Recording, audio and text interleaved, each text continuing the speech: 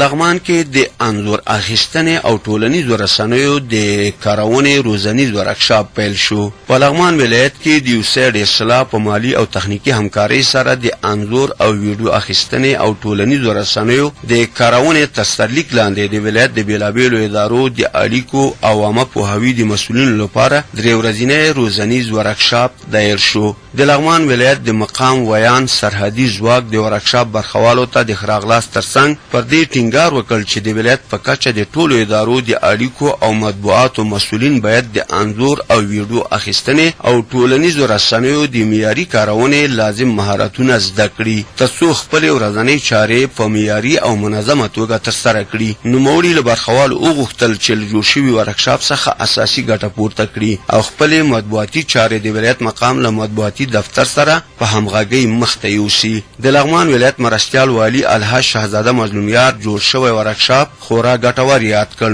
دا ډېر مهم پروګرام دی او مهم ورکشاپ. نوموړي وویل انځور او ویډیو اخیستنه او په معیاري توګه د ټولنیزو رسنیو څخه ګټه اخیستنه کولی شي چې ولس ته د پیغام استولو او ولسي غبرګون په ترلاسه کولو کې مثبت بدلون رامنځته کړي. مرستیال والي پر دې خوښي څرګنده کړه چې په لغمان ولایت کې د ظرفیت لوړونې لپاره اساسي کړنې ترسره کیږي چې خورا مثبتې پایلې ورکړي دي. نوموړي د ورکشاپ برخوالو ته لارښوونه وکړه چې ورکشاپ کې فعال ګډون وکړي او په یادو برخو کې نوي مهارتونه ترلاسه کړي. همداشان شهزاده مظلومیار وویل هغه ادارې به له خپل ولس سره ښې اړیکې لري چې مطبوعاتي چارې منظمې او معیاري وي. نوموړي د یوسیډ اصلاح پروګرامونه او نوښتونه وستایل او د اصلاح دفتر کړنې د محلي ادارو د تقویت لپاره خورا مهمه وبللې او ترې هیله وکړه چې په خپلو کاري ساحاتو کې لا زیات ګټور کارونه ترسره کړي. دغه ورکشاپ به 3 ورځې دوام وکړي. د انځور اخیستنې، ویډیو اخیستنې